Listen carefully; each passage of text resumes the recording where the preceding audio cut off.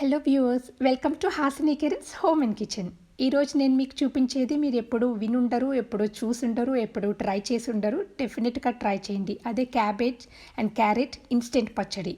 కానీ నిల్వ పచ్చడి కూడా ఆల్మోస్ట్ ఒక చిన్న డిఫరెన్స్తో ఎట్లా చేయాలో ఈ వీడియోలోనే మీకు చెప్తాను. ముందుగా మనం పావు కిలో క్యారెట్స్ అండ్ పావు కిలో క్యాబేజ్ తీసుకున్నాం ఈ పచ్చడికి. క్యారెట్స్ అన్నీ కూడా మంచిగా పీల్ చేసుకొని ఇట్లా వాష్ చేసుకొని పొడిగుడ్డ మీద బాగా డ్రై చేసుకోండి. అట్లా డ్రై చేసుకున్న తర్వాత క్యారెట్స్ అనేవి మనం కొంచెం పెద్ద పీసెస్ కింద చాప్ చేసుకుంటాం. ఇప్పుడు మీకు నేను వీడియోలో చూపిస్తున్నాను కదా, వీడియోలో ఉన్నట్టు మీరు అట్లా పెద్ద ముక్కల కింద చాప్ చేసుకోండి.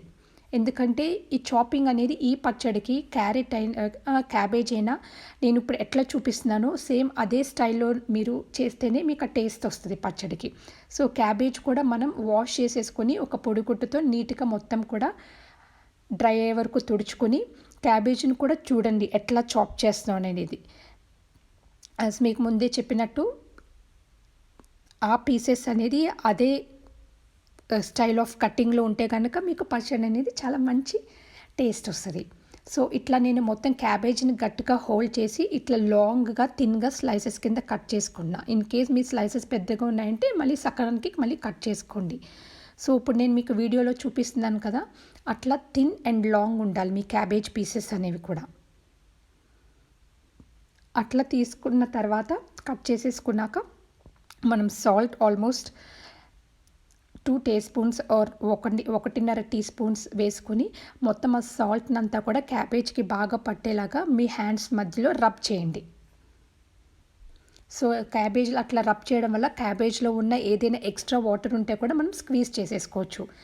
ఇన్ కేస్ మీరు నిల్వ పచ్చడి చెయ్యాలి అని అనుకుంటే కనుక క్యాబేజ్ని మనం డైరెక్ట్గా ఆయిల్లో ఫ్రై చేసుకోవచ్చు. ఈ ప్రొసీజర్ అనేది మీరు చేయాల్సిన అవసరం లేదు నిల్వ పచ్చడికి. అది ఇన్స్టెంట్ పచ్చడికి అయితే ఇట్లా సాల్ట్ అనేది ఉప్పు అనేది వేసుకొని క్యాబేజ్లో బాగా రబ్ చేసుకొని మొత్తం ఆ క్యాబేజ్లో ఉన్న వాటర్ అంతా కూడా మనం స్క్వీజ్ చేసేసుకుంటున్నాం. ఇదైతే మీకు ఆల్మోస్ట్ 10 డేస్ నుంచి 1 మంత్ వరకు ఉంటుంది ఈ ఇన్స్టెంట్ పచ్చడి అయితే. నిల్వ పచ్చడికి అయితే నేను మీకు ముందుగా చెప్పినట్టు ప్యాన్లో ఫ్రై చేసేసుకోండి. మనం క్యారెట్స్ ఎట్లా ఫ్రై చేసుకుంటామో అట్లా. సో ఇట్లా మొత్తం క్యాబేజ్ని అంతా స్క్వీజ్ చేసేసుకున్నాక ఎండలో ఎక్కువ ఎండ ఉంటే మీకు 1 అవర్ పడుతుంది. లేదు అనుకుంటే కనుక 1.5 నుంచి 2 గంటల వరకు కూడా ఎండలో డ్రై చేసుకోండి. క్యాబేజ్ అంతా కూడా మొత్తం డ్రై అయ్యే వరకు. ఇవన్నీ మనకి కావలసిన పదార్థాలు. ఇప్పుడు ఆయిల్ 1/2 కప్ ఆయిల్ తీసుకున్నాను. ఆయిల్ 1/4 కప్ తీసుకున్నాను. 1/4 కప్ ఆయిల్ తీసుకుని మనం ఇప్పుడు ఆల్రెడీ చాప్ చేసుకున్న క్యారెట్స్ అన్నీ కూడా బాగా ఫ్రై చేసుకుందాం. క్యారెట్స్ అన్నీ కూడా మంచిగా మగ్గే వరకు కూడా ఫ్రై చేసుకుంటూ ఉండండి మీడియం ఫ్లేమ్ మీద. ఈ ప్రొసీజర్ మీకు 10 to 20 minutes or 15 to 20 minutes పట్టచ్చు. సో చూసారా, క్యారెట్ అనేది ఇట్లా బ్రేక్ అయ్యే వరకు కూడా సాఫ్ట్గా అయ్యే వరకు కూడా ఫ్రై చేసుకోండి.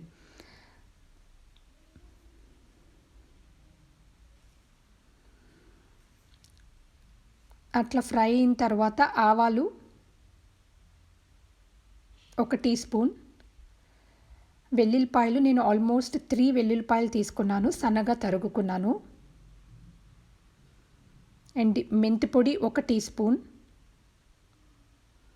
ఆవాలు actually 1 tablespoon, 1 teaspoon కాదు, వేసుకొని ఫ్రై చేసుకుందాం. సో ఆల్రెడీ ఇట్లా మనం డ్రై అయిపోయిన క్యాబేజ్ని మనం కట్ చేసుకున్న అండ్ ఫ్రై చేసుకున్న క్యారెట్స్లోకి బాగా మిక్స్ చేసుకుందాం. మిక్స్ చేసుకున్న తర్వాత ఆవపిండి కావాల్సి వస్తుంది మనకి ఈ పచ్చడికి. ఆవపిండి మీరు కొంచెం ఉప్పు వేసి ఆవాలలో కొంచెం ఎండలో పెట్టుకొని గ్రైండ్ చేసుకోండి. ఇది కూడా పావు కప్పు, 1/4 కప్ ఆవపిండి వేసుకున్నాను. అండ్ కారం కూడా పావు కప్పు వేసుకున్నాను.